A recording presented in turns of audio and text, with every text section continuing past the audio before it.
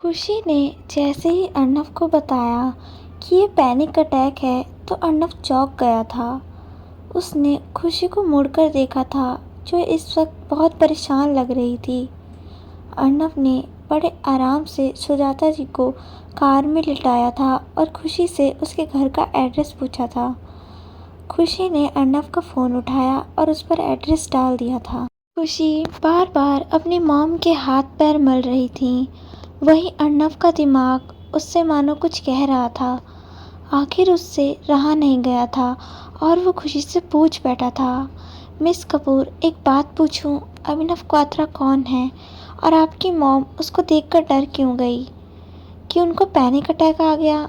खुशी अर्नव की बात सुनकर चुप हो गई थी। उसको समझ नहीं आ रहा था कि वो क्या बोले।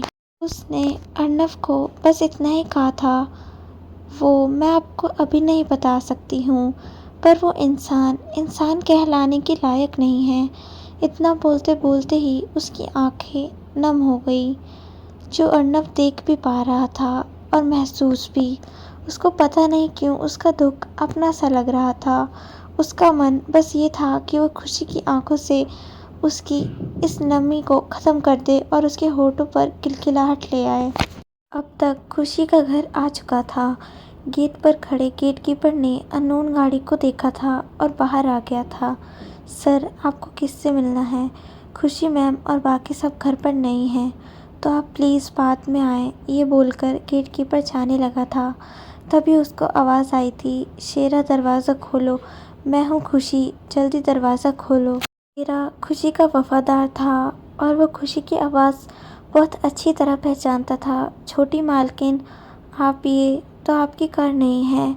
शेरा, ये मिस्टर अर्नव सिंह राजजादा है। आज अवार्ड फंक्शंस में मॉम बेहोश हो गई थी, तो मिस्टर राजजादा ने ही हमारी मदद की है।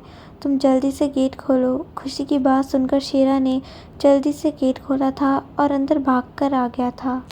अर्नव की कार के ठीक पीछे खुशी की कार थी, जिसको किशुंग चला रहा था और मान्या और आयुष को चुप भी करवा रहा था। खुशी जल्दी से कार से उतरी थी और भागकर दरवाज़ा खोला था। इस बीच वो 2 बार गिरते गिरते बची थी। आंखों में नमी होने की वजह से अर्नव उसकी हालत बहुत अच्छी तरह से समझ पा रहा था, क्योंकि वो भी तो बेटा था ना। उसने धीरे से खुशी को शांत रहने का इशारा किया था और लंबे लंबे कदम बढ़ाता हुआ उसके पास आ गया था। खुशी उसको पास आते देख चौंक गई थी। अर्नव उसके पास आया था और उसको अचानक अपने गले से लगा लिया था। खुशी जैसे शॉक्ड ही हो गई थी और वो कुछ गलत सोचती उससे पहले ही अर्नव बोल पड़ा था, मिस कपूर, आप प्लीज़ गलत मत समझिएगा। मेरा इरादा किसी का फ़ायदा उठाना नहीं है। मैंने आपको सिर्फ शांत करने के लिए गले से लगाया है, क्योंकि जब तक आप शांत नहीं होंगी तब तक सब गलत होगा, इसलिए आप शांत हो जाओ।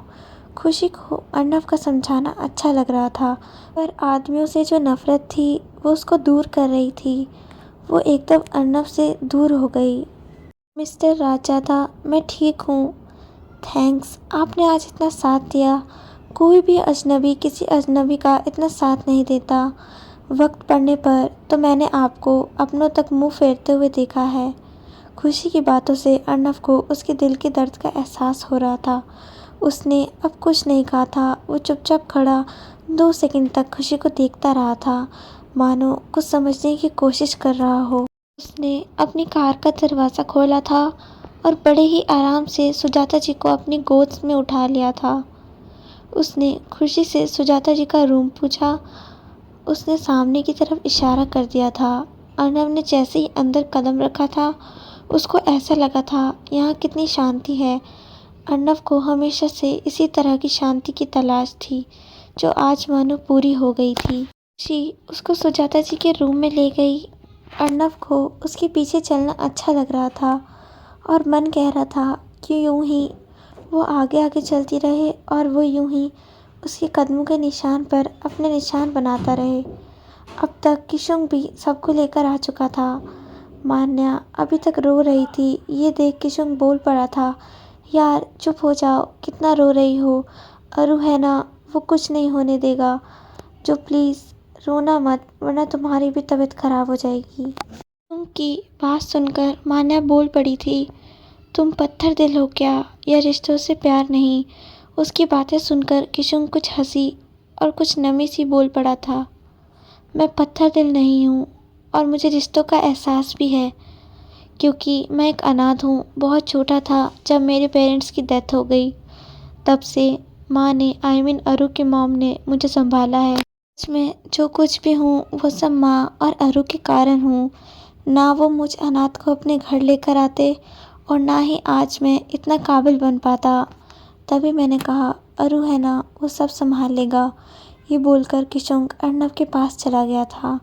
मान्या उसको यूँ जाते देख सोच में पड़ गई थी और मन ही मन सोचने लगी थी कि ये भी मेरी तरह अनाथ है और मैं इसको कितना कुछ सुना गई। कान्हा, क्या करूं? अब तो ये गुस्सा हो गया। पहले खुशी को तो देखूं, वो कहाँ है और मासी कहाँ है। आयुष आयुष मौसी कहाँ है। दी, वो माँ को अचानक किसी काम से दिल्ली आना पड़ा तो बस वो वहीं गई हैं। दी, आप डॉक्टर अंकल से पूछो वो कब तक आ रहे हैं। मुझे मासी की बहुत टेंशन हो रही है। मान्या ने उसके सर पर हाथ फेरा था और बस यही कहा था, तू फिक्र मत कर, कुछ नहीं होगा माँ को। तू जा कपड़े बदल ले, मैं तब तक कुछ बनाती हूँ। किसी ने कुछ नहीं खाया है। मैं एक काम करती हूँ, पहले कॉफ़ी बना लेती हूँ सबके लिए।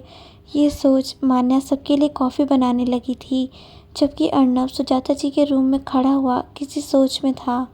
खुशी को गए 10 मिनट हो गए थे, इसलिए अर्नव यहाँ था अकेले।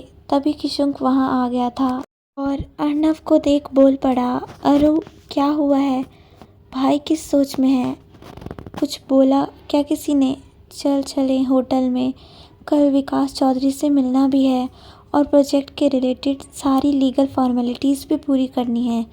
किशुन की बात सुनकर अर्नव ने बस इतना ही कहा था, आंटी जी को होश आ जाए फिर चलते हैं।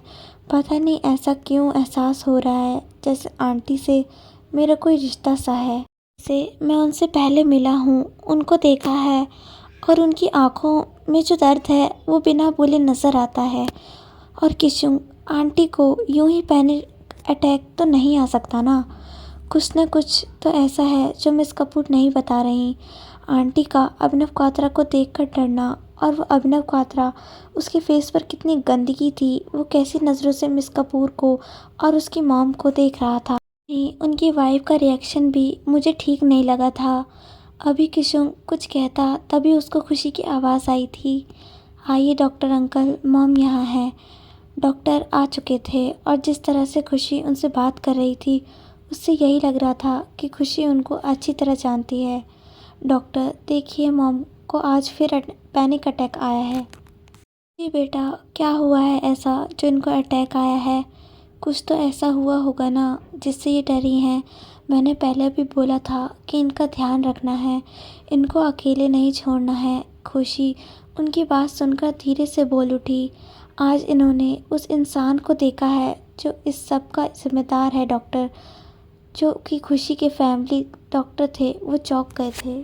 खुशी बेटा, इसका मतलब सुजाता जी ने, अब फिर वो चुप हो गए थे क्योंकि उनकी नज़र अर्नव और किशुन पर पड़ गई थी। उन्होंने बात को बदलते हुए कहा था, अरे खुशी बेटा, ये दोनों कौन है? डॉक्टर अंकल, ये मिस्टर अर्नव सिंह राजादा है। आपने राजादा फैशंस का नाम सुना होगा ना, जो मुंबई में है, वो इन्हीं का है। और ये मिस्टर, सॉरी मैं आपका नाम भूल गई हूँ।